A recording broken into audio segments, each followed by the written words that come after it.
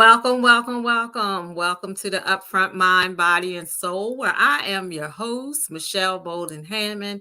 And listen, we have a great show lined up for you tonight. So, tonight's topic, we're going to be talking about developing strategies for a good quality of sleep. So, again, we welcome you here tonight at the Upfront Mind, Body, and Soul, where I'm your host, again, Michelle Boulden Hammond. So let's talk about this thing called sleep. According to the American Sleep Association, do you believe they say the most recent study has been done that at least 50 to 70 million people are having sleep issues? So what does that tell us? A lot is going on. We know the pressures of what we see. Again, is something can be associated with stress. So either it could be something for health reasons, or it could just be just in general of life or what we're eating, how we have in our lifestyles. There's a certain things that are associated with stress, certain sleep disorders. We have insomnia, we have sleep apnea, you have people who snore. We have a lot. We have people who just can't get enough sleep or do because of the mind chatter. So again, this is a specialty for me. I think this is one such way to end the month almost, because we've been in stress awareness month. And this has been something that has been happening. Every time I go to different workshops, a lot of people tell me that they can't sleep. It could be underlying health conditions as well. But tonight, I'm going to be bringing forth to you on some strategies that you can use as to benefit of getting quality sleep. Now, I'm going to put this disclaimer out here. I am not diagnosing. I am just giving you good strategies. And again, the things that are said in tonight's episode tonight regarding to the issues of sleep. I'm also going to tell you if there's any herbal remedies in which I'm going to give, you need to consult with your physician first. Yes, you will need to consult with your physician first, because some herbs can actually counteract the effects if you are someone who's taking medicine. So we get that all out of the way. But I want you to grab a seat, because there's a little thing that I'm going to give you first that I want you to see before we come back. And I'm actually going to give you a sleep assessment. So I want you to go grab a friend, that someone you may know this. I need you to like, comment, and share. Share this with someone that you know that may be having some sleep issues. And another thing I want to say is tonight, someone will also win my Let's Talk No Stress book. So you got to understand and be here to get that. So again, I'm going to go right into the segue of the assessment that is given most of the time. When you have to think about, I just want you to think about some things that as we go throughout this episode tonight. So this quick assessment that I'm going to give you for sleep, there's 10 questions. So I'm going to ask these 10 questions. How many hours of sleep do you frequently get per night? Per se, there's a certain limitations that as adults, even down to children, there are certain minimum hours that we should get to get the best quality of sleep. And I'll go over that. So again, number one question is, how many hours of sleep do you typically get per night? Number two, do you have trouble falling asleep or staying asleep? Again, do you have trouble falling asleep or staying asleep? The third question, do you wake feeling refreshed or well rested when you have this sleep? Do you sleep after your sleep period? Do you feel feeling refreshed or well rested? Has anyone ever told you that you snore loudly or you wake up ever feeling like you're grasping for air? Has anyone ever told you that you snore loudly or you wake up grasping for air? The fifth question: do you have any underlying health conditions that may affect your sleep? Do you have any underlying health conditions that may affect your sleep? Number 6, do you consume caffeine or alcohol close to bedtime? Do you consume caffeine or alcohol close to bedtime? Number 7, do you have a consistent bedtime routine? Do you have a consistent bedtime routine? Number 8, do you feel sleepy or fatigued during the day? Do you feel irritable or have trouble with concentrating due to the lack of sleep? Last question: have you experienced any recent stress or major life changes that may be affecting your sleep? So that is the 10-question assessment that I would like for you to focus on. If you answer yes to any of those questions tonight, I want you to listen to some of the benefits, some of the strategies, some do's and some don'ts, and some things that may the reason why you're having problems with sleep. So again, we're going to take a quick break. And as I take this break, I want you to focus on what I'm giving you towards relaxation. So here we go. We'll be right back.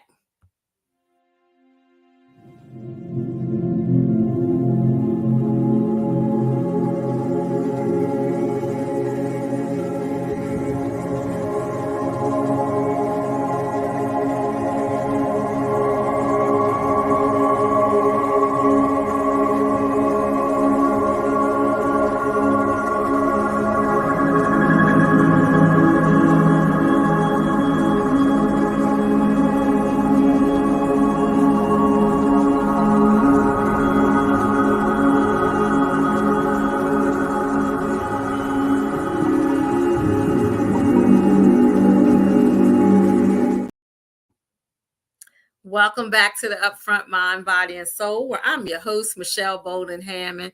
And listen, we are here tonight talking about the topic of sleep. What is the routine of getting the best quality of sleep? Again, before we took the break, I gave you the statistics. It says 50 to 70 million people are affected by sleep disorders or having sleep issues. And that was according to the most recent study done by the American Sleep Association. So what are we going to do about it?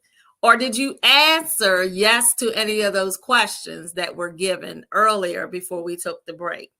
Well, let's start off with the answer for number 1. How many hours of sleep did you suppose to get? We all know that most of the people, if you're an adult, you should at least be getting 8 hours of sleep. I know. I hear a lot of people say, well, I only need 6 hours and I'm up this certain time every day. But a quality for your body. One of the things is if we don't get the proper amount of sleep, it weakens our immune systems can be weakened. So why do you think when you go to the doctor will say, get your sleep, get yourself some water, drink, and get rest? Because that's what happens. The sleep replenishes. It replenishes our immune system. It boosts our cells. It does all that type of work for us.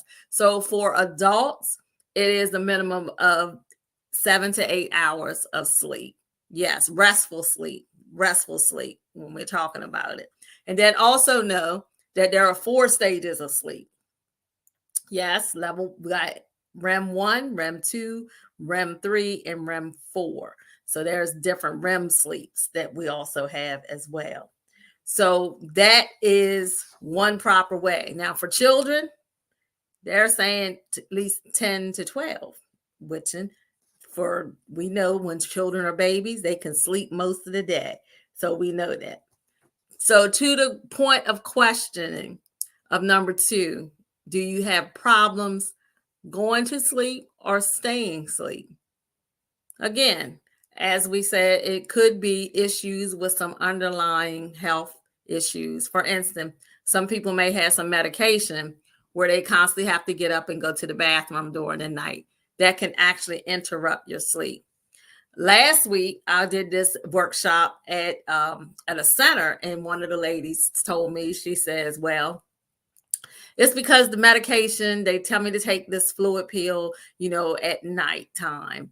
And she said, I constantly go to the bathroom all the time. She said, but I'm going to the doctor. I said, well, yeah, that's what you do. Consult with your doctor and ask them, maybe you can take this during the day. Then maybe you can have a restful sleep.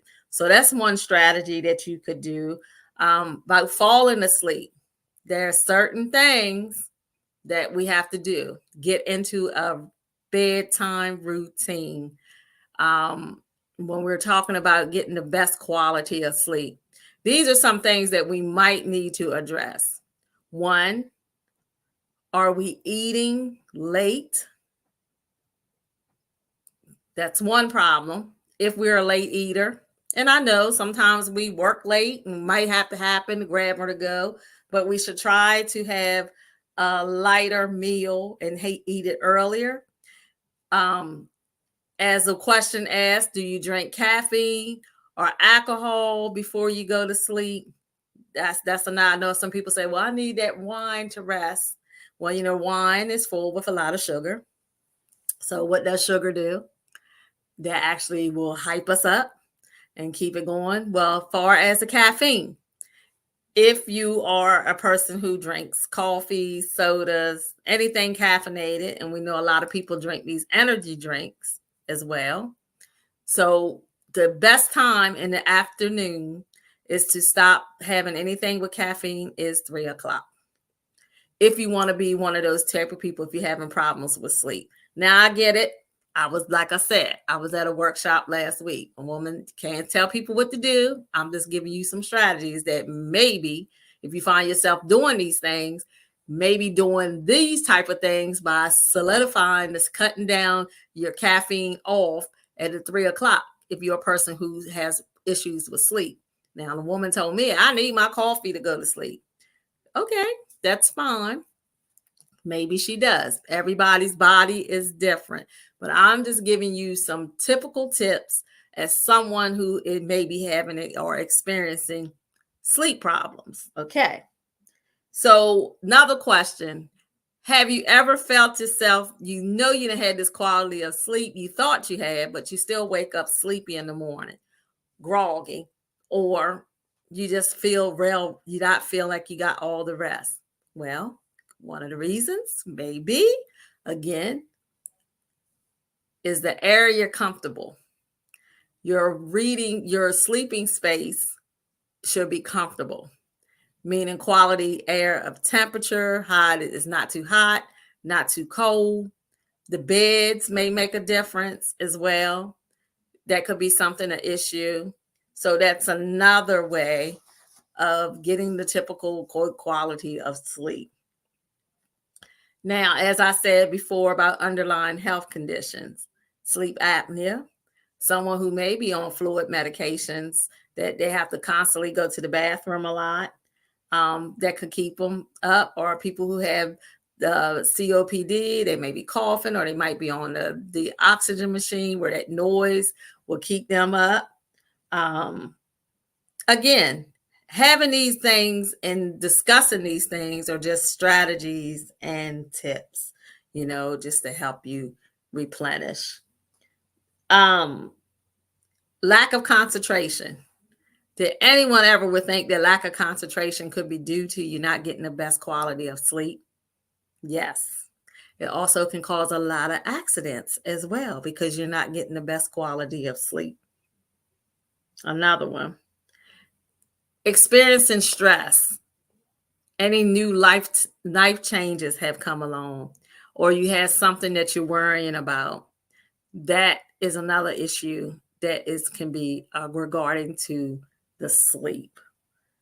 So again, I had just gave you a synopsis, and I'm going to run this again because I think it's very important that we learn how to relax. Just relax. So I showed you that before, but I'm going to show it to you again, just one more time.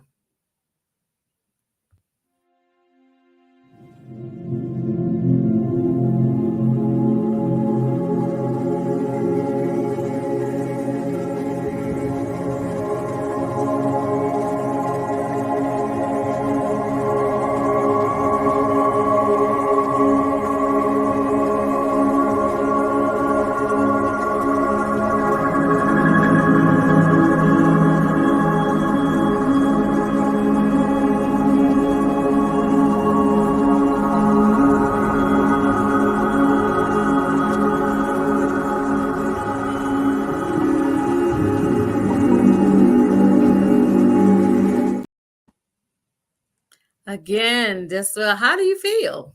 That's the issue. How do you feel? That's the main question out here today. How do you feel about it? So, are you getting a proper enough sleep? Are we doing the things that we need to do? Are we eating properly? So, different things like that as well.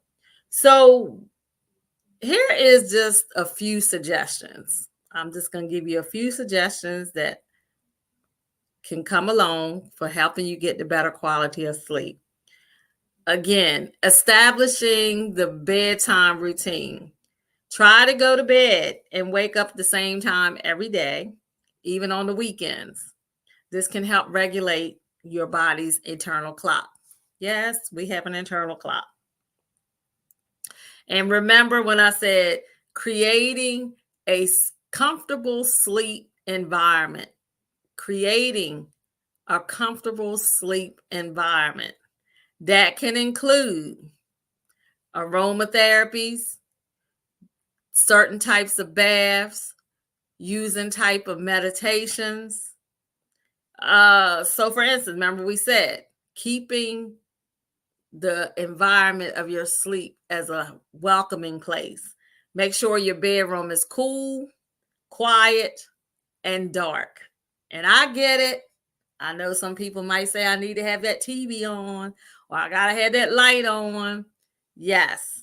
Consider investing in comfortable mattresses and pillows. They make a difference in how you sleep. Okay, here's the big one. I got to say, ouch. See, I got these fingers pointing back to me as well. Limit exposure to screens before bed. What does that mean?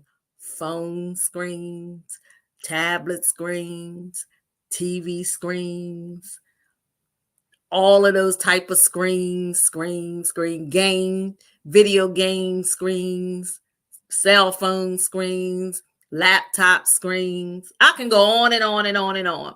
Why? Because those blue lights that they can interfere with your body. Production of your melatonin. Didn't know that, did you? See, I told you I'll give you some information. It can affect your melatonin that helps you to go to sleep. That hormone is what helps you go to sleep. So try to avoid at least an hour before bedtime. So I'm not trying to tell you to stop, but at least give it an hour before you go to bed. Okay? Remember, I talked about a certain time of day or meals, that eating heavy meals after 7, different things like that. Because one of the things I can tell you from experience, I travel a lot and I would go on these cruises and they would always want to put me to late dinner. No, one night I went to late dinner. I was up all night long. And I will say this because, again, I used to work in long-term care. Just a suggestion, but again, we know how our society has failed us with routines of how we eat, daily nutrition, different things like that. But as being in long-term care at one point in time in my life, notice that when you go to visit people who are in long-term care facilities, inpatients, you would notice that the heavier meal would be lunchtime. And then at dinner, it would be a lighter meal, soup or sandwich, or something like just a sandwich with some, tater tots or something like that. But for instance, those are like a soup and just something really light because that'll make it easier for you to digest. So again, avoid caffeine and heavy meals close to bedtime. One, because caffeine is a stimulant, it can disrupt your sleep. So try to avoid it in the afternoon and the evening. Additionally, heavy or spicy foods, can cause discomfort with indigestion and making it harder to fall asleep. Uh-oh. Okay, you heard that. Relaxation techniques. Here we go. That's my specialty. Practice relaxation techniques before bed, such as deep breathing. What you saw there, the video was shown, is a deep breathing exercise. You can just sit down, relax, focus on your breathing. 5, 4, 3, 2, and 1. That is a way. Meditation or gentle yoga. This can calm your mind and prepare your body for sleep. Exercise regularly, not right before bed, but exercise regularly. Regular physical activity. We should be getting at least 150 minutes of exercise a week to improve. And this actually can improve your sleep, mobility, moving.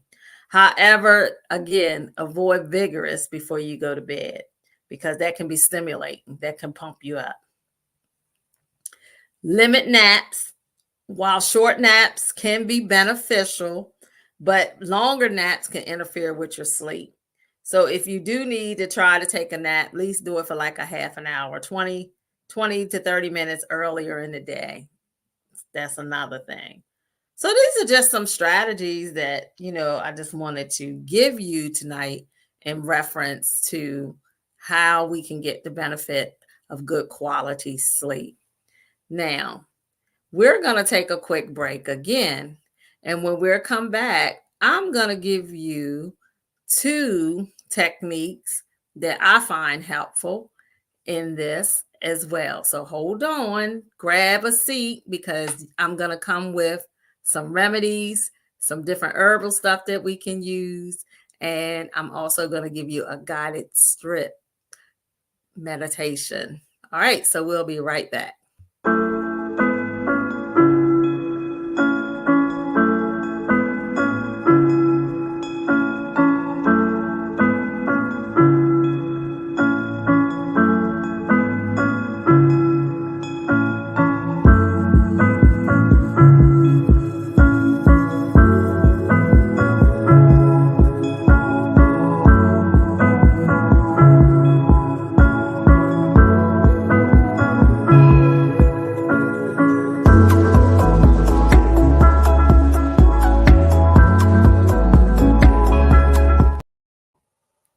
All right, welcome back to another episode of Upfront Mind, Body, and Soul, where I'm your host, Michelle Boulden Hammond. And listen, tonight we have been talking about sleep, the strategies of sleep. What can we do? Some things that we may be doing that may be interrupting our sleep, but also there's some needs of strategies that we can use as well to help us go to sleep. As I had showed the video with the breathing exercise with the 5, 4, 3, 2, 1, meditative with the music.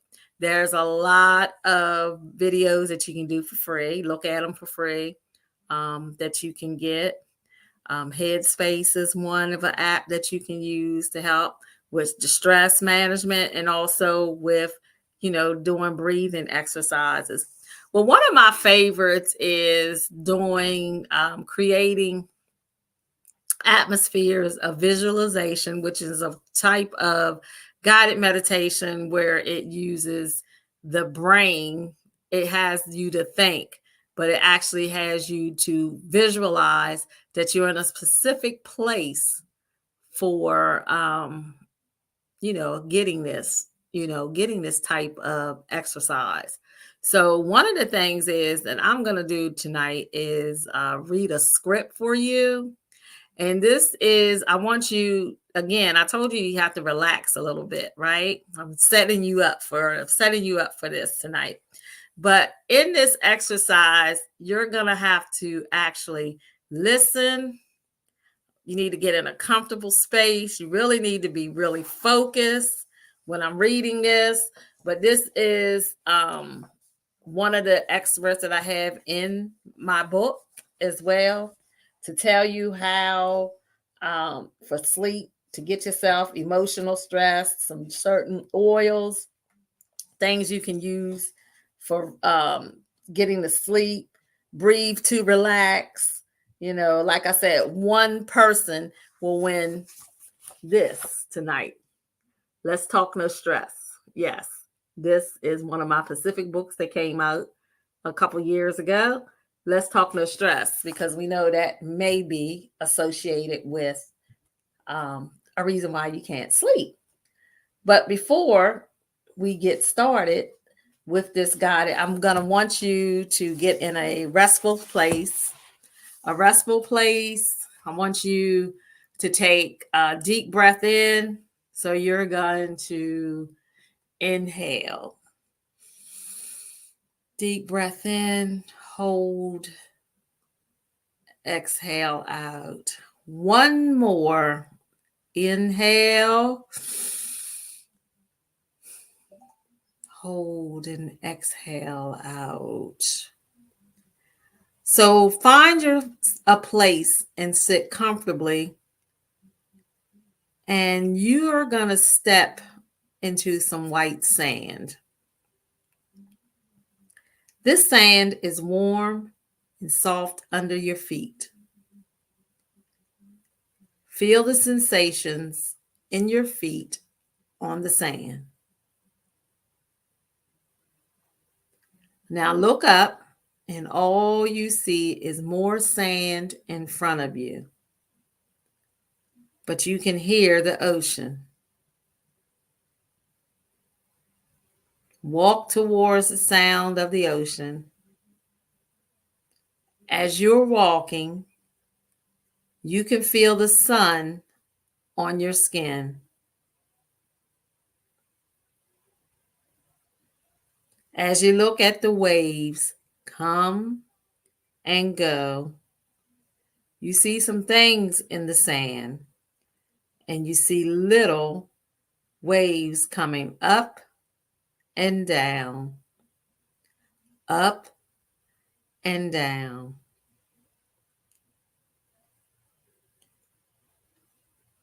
Write out each letter of your name in the sand where it's moist.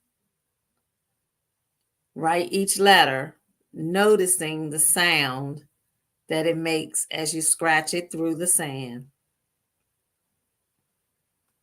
Now visualize your name. Now step back and look at your name.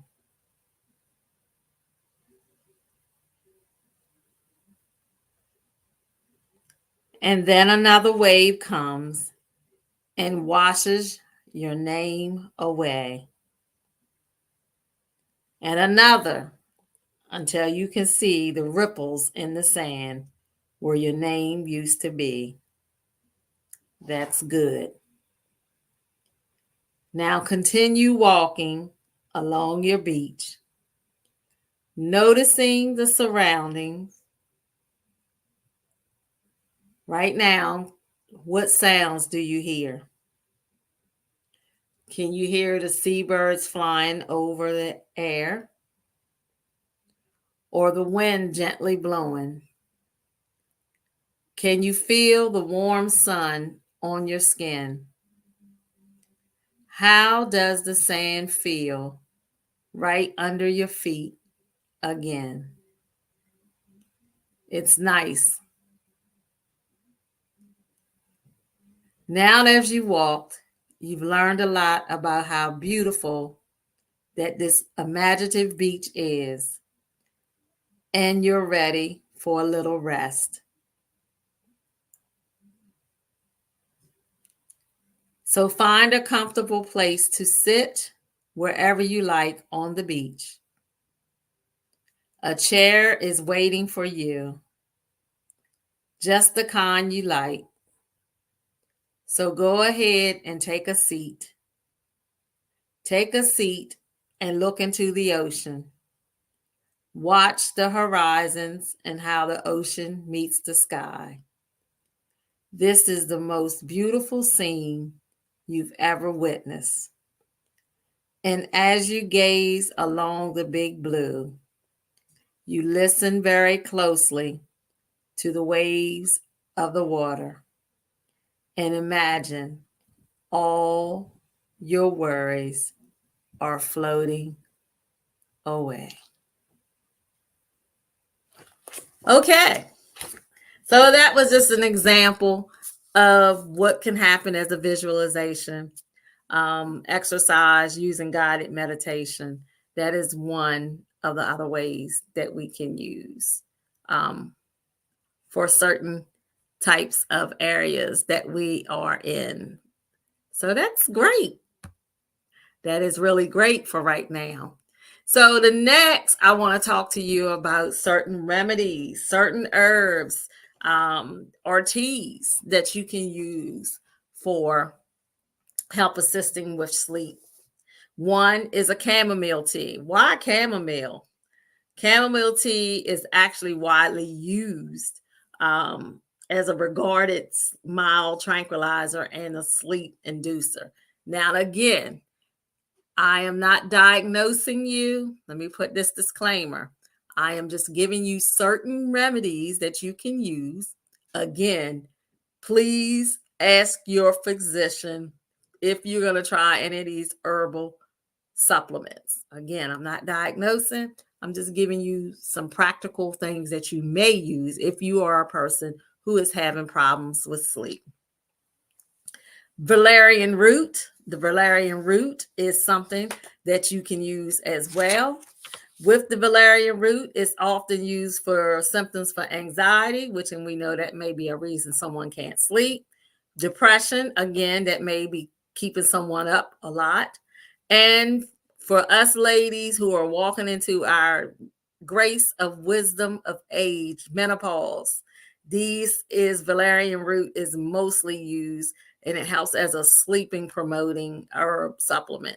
And it's greatly used here in the US and in Europe. One of another thing, we know lavender. Lavender, which is a well-known aromatherapy soothing scent. One things you can do is get some lavender essential oils, do some aromatherapy, spray it in your hands, smell the scent, relax, or you can get yourself some. I'm telling you, Dr. Teal's is a good friend of mine's. Dr. Teal's Epsom salt bath, you can take that as well. And they also have a sleep kind as well. Eucalyptus is another type of chamomile. You can do that as well. Lemon balm. Lemon balm, which is mostly sold in a tea, it can be used as a combination with the herbs, with the chamomile and the valerian root. So again, another tea you can do as a passion flower. It is mostly used for sleep problems. But again, these are certain remedies that you can use for health benefits as well. Now, if you have any questions, anything that you heard here, again, you can go to this email, send me an email, give away onto this. So again, I love helping people. I love helping people, especially in the area when it comes down to the mind, the body, and the soul. So I will also say that for whoever is the winner is, by the time I see this, it'll be probably after when this show ends tonight, but you will definitely be the person. And I am going to also give this person as well. So for giveaway time, for the giveaway time, I'm going to ask that you, at least the first person who gives me one of the herbs that I mentioned, and I'm not going to mention them anymore, but you might have to catch back and catch the replay. You will get this lovely Let's Talk No Stress book, but also there is something else that I said that you can also use as a benefit. And this is going to be something that we can give you as well, because I do have it as well. So it's giveaway time. The first person who tells me, who says whatever one name, one of those benefits that I said about a remedy that you can use for sleep, you will get this as well. So I love it. I love it. I love it. I love it. But as you see going across the screen, you will see that there is a recipe that you can take note to, that you can use as another benefit. So again, this is just something that I've learned by taking my botch flowers and class as being a naturopathic person as well. So that is a remedy that you can use as well to, I'm not even going to say it, but I'm going to see just how keen it is. But that's something to help you along. So again, tonight, I am so glad if anybody gets anything out of this. I hope everybody can get a good benefit of sleep now that you can acquire. These are some strategies. I hope they've been helpful to you. And again, here at Upfront Mind, Body, and Soul, we just love giving you the information.